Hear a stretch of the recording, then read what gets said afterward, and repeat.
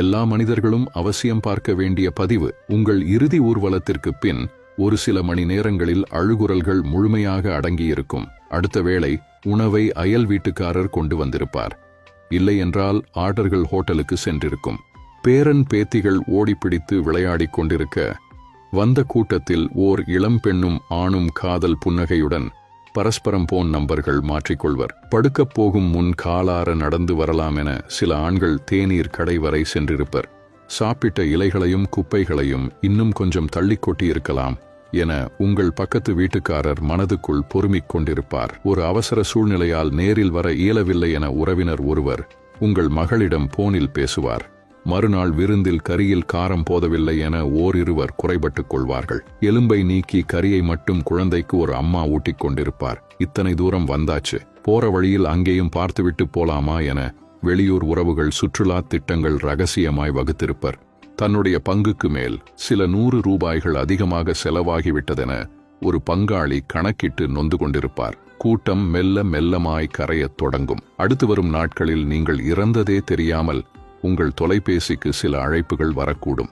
உங்கள் அலுவலகம் உங்கள் இடத்துக்கு வேறொருவரை அவசரமாக தேடத் துவங்கியிருக்கும். ஒரு வாரம் கழிந்து உங்கள் இறப்புச் செய்தி கேள்விப்பட்டு உங்கள் கடைசி பதிவு என்னவென ஆர்வம் கலந்த சோகத்தோடு சில பேஸ்புக் நண்பர்கள் தேடக்கூடும்.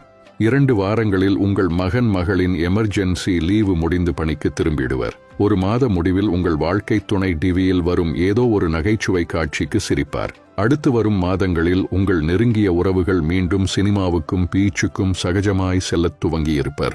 அத்தனை பேரின் உலகமும் எப்போதும் போல் மிக இயல்பாக இயங்கிக் கொண்டிருக்கும். ஒரு பெரிய ஆலமரத்தின் இலை ஒன்று வாடி உதிர்ந்ததற்கும் நீங்கள் வாழ்ந்து மறைந்ததற்கும் எள்ளளவும் வித்தியாசம் இல்லாதது போல அத்தனையுமே சுலபமாய் வேகமாய் எந்த சலனமுமின்றி நடக்கும். மழை பெய்யும், தேர்தல் வரும், பேருந்துகளில் கூட்டம் வழக்கம் போலவே இருக்கும். ஒரு நடிகைக்கு திருமணமாகும், திருவிழா வரும், உலகக்கோப்பை கிரிக்கெட் திட்டமிட்டபடி நடக்கும்.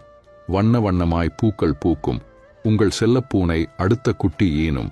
நீங்களே வியக்கும் வேகத்தில் இந்த உலகத்தால் நீங்கள் மறக்கப்படுவீர்கள். இதற்கிடையில் உங்கள் முதல் வருட திதி கொடுத்தல் மட்டும் மிகச்சிரத்தையாக நடக்கும். கண்மூடி திறக்கும் நொடியில் வருடங்கள் பல ஓடியிருக்கும். உங்களை பற்றி பேச யாருக்கும் எதுவுமே இருக்காது. என்றாவது ஒரு நாள் பழைய புகைப்படங்களை பார்க்கையில் மட்டும் உங்கள் வாரிசுகளில் ஒருவர் உங்களை நினைவு கொள்ளக்கூடும். உங்கள் ஊரில் நீங்கள் நெருங்கி பழகிய 1000 பேர்களில் யாரோ ஒருவர் மட்டும் நீங்கள் இருந்ததாய் அபூர்வமாய் உங்களை பற்றி யாரிடமோ பேசக்கூடும். மறுபிறவி உண்மை என்றால் மட்டும் நீங்கள் வேறெங்கேயோ வேறு எவராகவோ வாழ்ந்து கொண்டிருக்கக்கூடும். மற்றபடி நீங்கள் எதுவுமே இல்லாமலாகி பேரிருளில் மூழ்கி பல 10 ஆண்டுகள் ஆகியிருக்கும். இப்போது சொல்லுங்கள், உங்களை இத்தனை சீக்கிரம் மறக்க காத்திருக்கும் மனிதர்களில் யாரை திருப்திப்படுத்த இன்று இப்போது இவ்வளவு பதற்றமாய் ஓடிக்கொண்டிருக்கிறீர்கள்? உங்கள் வாழ்க்கையில் யாரையும் நீங்கள் திருப்திப்படுத்த தேவையில்லை. யாரும் உங்களை திருப்திப்படுத்த போவதும் இல்லை. வாழுங்கள், உங்களுக்காகவும் வாழுங்கள். அதிகம் பகிருங்கள். நன்றி.